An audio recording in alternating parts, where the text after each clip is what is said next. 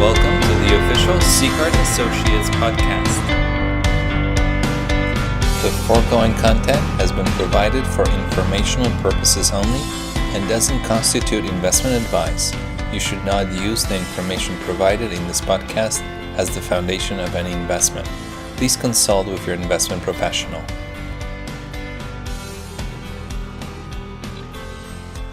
The Emperor's New Clothes. Understanding Today's Financial World. A lesson from Hans Christian Andersen. Sometimes I think that we learn all we need to know in life as children. On my frequent walks through Central Park, I pass the statue of the famous Danish writer, Hans Christian Andersen, famous for his fairy tales. One of his stories has made a lasting impression on me. It's the tale of two enterprising weavers who promise a vain emperor new clothes which will be invisible to those who are unfit for their position at court. As you may remember, when the emperor chooses to parade his new attire, only a child in the crowd dares to say he's not wearing anything at all. Let us, for a moment, look at the financial world through the eyes of that child. New market highs in the land of make-believe. Around the globe, equity, bond, and real estate markets hover at all-time highs. Valuations are extended to the limits, growth languishes, and we're beginning to question the quality of the weaver's work, no matter how embellished their fairy tale has become. The weaver's fabric turns out to be ballooning debts.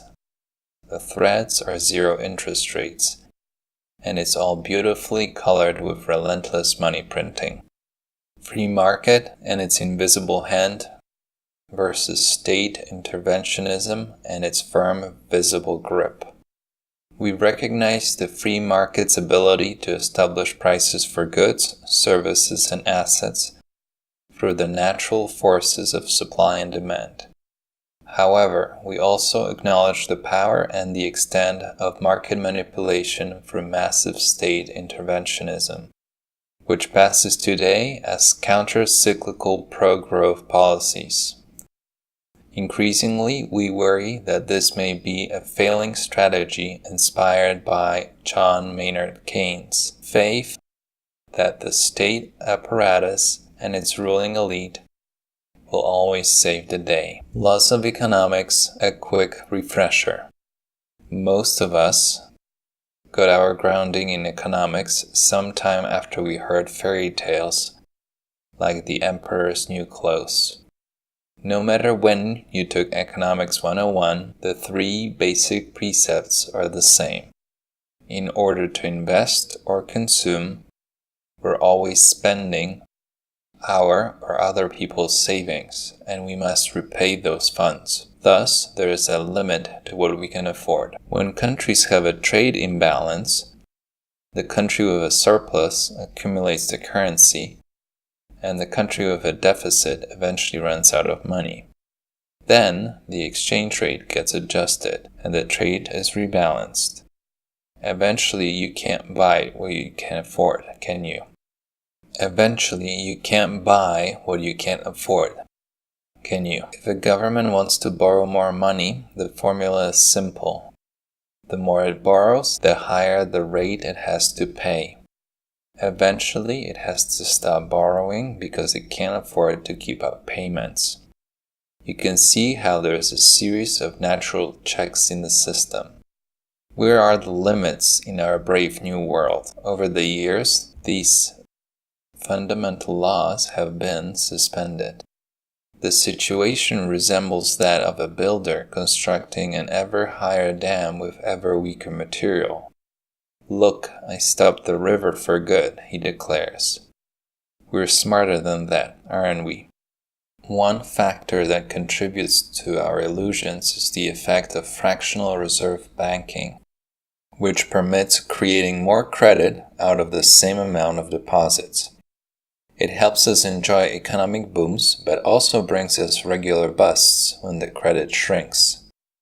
As much as we appreciate the benefits of fractional reserve banking in good times, we need to remember the risks it carries when the tide turns. Contrary to a growing popular belief, more and more credit is not the remedy for each and every downturn. Secondly, the trade imbalances can be maintained and extended, but not indefinitely. The printing presses of our trade partners' central banks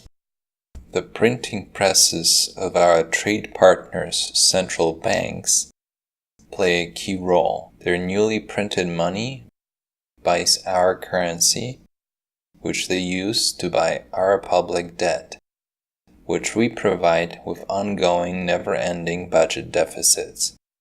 Again, the limit to what we can afford gets extended, maybe even becomes unlimited, at least for the time being. Eventually, we would need to adjust our consumption. Thirdly, what happens when the government wants to borrow more and more? Anyone who has studied economics might have heard of the crowding out effect. When government spending drives down private spending, and the government absorbs all the available lending capacity in the economy, the interest rates, the cost to borrow, go up. These are simple laws of supply and demand. Free market interest rates go up when the demand for capital goes up. This is the normal cause and effect. But what happens if the government doesn't need to rely on savings or the limited lending capacity of the economy? What if the central bank buys government debt with newly created money? Interest rates will likely stay unchanged or even fall, especially if they're controlled by an all-powerful central bank. That's something we've experienced around the world over the last 10 years. There is no limit to what the government can afford to borrow, and the prevailing belief is that more debt is a cure for any temporary weakness in the economy. Back to basics. Capital. The foundation of a free market capitalistic economy is capital, the accumulated savings of all market participants. Capital is needed to finance our investments and our consumption. There should be a free market for the capital, for those who have it, supply, as well for those who want to invest or spend. Demand. Price discovery at its best. Who is wearing invisible clothes now? In our real-life parable, the savers are the last ones wearing real clothes, and instead of being praised for it, they are despised. Invisible clothes are proudly worn by everyone else. Governments spend money they don't have and make promises they can't possibly keep.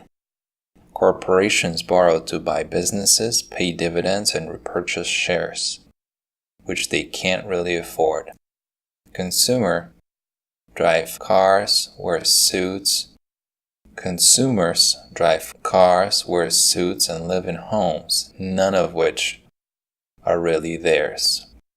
War on savers won at last. The outcome of recent trends and the evolution of contemporary economics put us in a peculiar position, where the very foundation of the system, savers and investors, is under attack.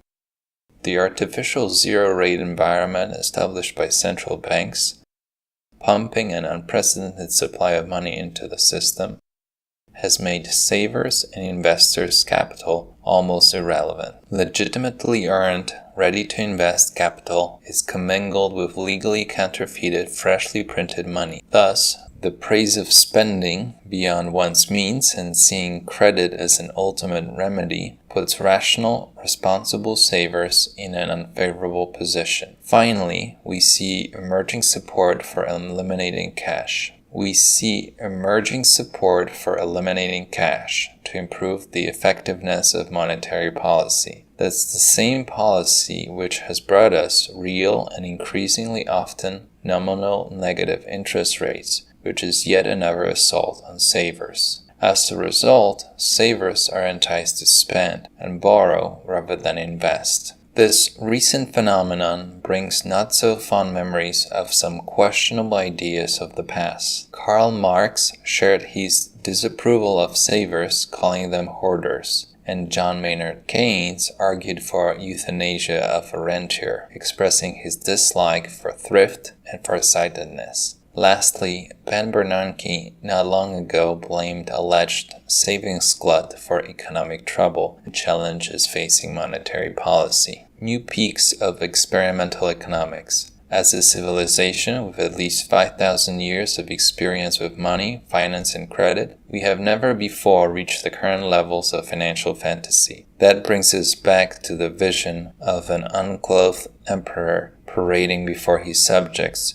who support his illusion, so as not to be considered hopelessly stupid. The correct incentives that lead to prosperity are temporarily out of favor. If history offers any guidance, the natural laws of economics can be suspended only for so long. We have to admit that sometimes we feel like characters in Samuel Beckett's famous tragic comedy, Waiting for Godot. We'll wait. Having the courage of a child in the crowd. As contrarian investors, we often risk being considered hopelessly stupid. Yet, we have no choice. We must find the courage of that little child in the crowd who speaks his mind. In our role as investment managers taking good care of family fortunes over generations, we have to take steps to position our clients' portfolios in those perilous times, where short-sightedness, complacency, and passivity can prove exceptionally dangerous to wealth preservation. Blind faith and trust in the Weather's words may get us in trouble. The procession must go on. This is how Hans Christian Andersen ends the tale. But he doesn't have anything on, said a small child. Good Lord, let us hear the voice of an innocent child, said the father, and whispered to another what the child had said. A small child said that he doesn't have anything on. Finally, everyone was saying he doesn't have anything on. The emperor shuddered, for he knew that they were right, but he thought the procession must go on. He carried himself even more proudly, and the chamberlains walked along behind carrying the train that wasn't there. Maybe the procession must go on, but we choose not to follow an emperor wearing nothing. Thank you for joining us today. Please check in for the next podcast.